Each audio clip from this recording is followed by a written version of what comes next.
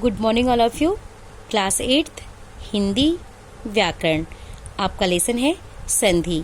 तो कल हम लोग पढ़ रहे थे गुण संधि, तो चलिए आज हम पढ़ेंगे वृद्धि संधि।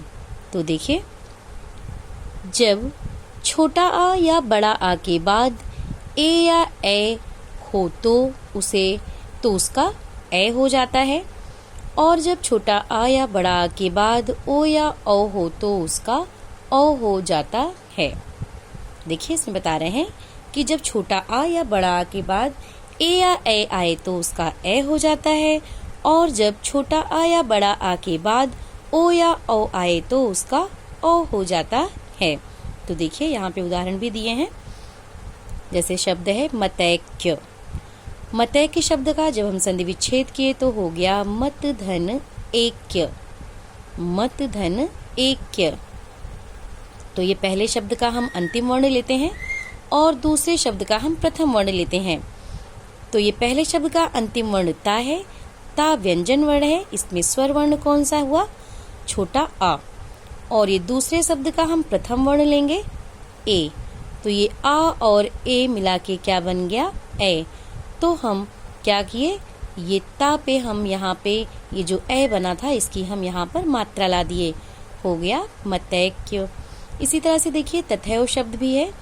तथैव शब्द का जब हम संधि विच्छेद किए तो हो गया तथा धन एव। तो पहले शब्द का हम अंतिम वर्ण लिए। पहले शब्द का अंतिम वर्ण कौन सा है? बड़ा आ। और ये दूसरे शब्द का प्रथम वर्ण क्या है? ए। तो बड़ा आ और ये ए मिला के क्या बन गया? ए। तो हम यहाँ था के ऊपर क्या कर दिए, यहाँ पे हम मात्रा ला दिए और इस ए को हम हटा दिए। तो ये हो गया तथैव। इसी तरह से देखिए, ये परमोदार्य है, दंतोष्ठ है। ये परमोदार्य का ही देख लीजिए। जैसे इसका जब हम संधि विच्छेद किए तो हो गया परम धन औदार्य। तो ये पहले शब्द का अंतिम वर्ण क्या हुआ? माँ है। माँ व्यंजन वर्ण है, इसमें स्वर वर्ण कौन सा आया? छोटा आ। दूसरे शब्द का प्रथम वर्ण कौन सा है? औ। तो छोटा आ और औ मिला के क्या बन गया? औ।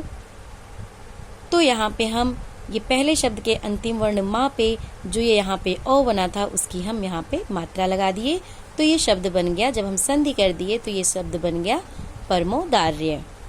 और संधि विच्छेद क्या हो गया था? परम धन औदार्य। इसी तरह से देखिए, यहाँ पे एक एक भी है, एक एक शब्द है।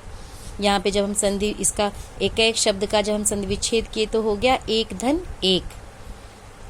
एक धन एक। तो यहाँ से हम ये का, पहले शब्द का अंतिम वर्ण ये का है। का व्यंजन वर्ण है, इसमें स्वर वर्ण कौन सा है? छोटा आ। तो छोटा आ और ये दूसरे शब्द का प्रथम वर्ण हम लेंगे ए। तो ये आ और ए मिला के क्या बन गया? ए। तो यहाँ पे जो ये ए बन गया था तो हम इस का पे हम ए की मात्रा लगा दिए, तो हो गया एक एक। इसी तरह से सदैव शब्द भी है। सदैव।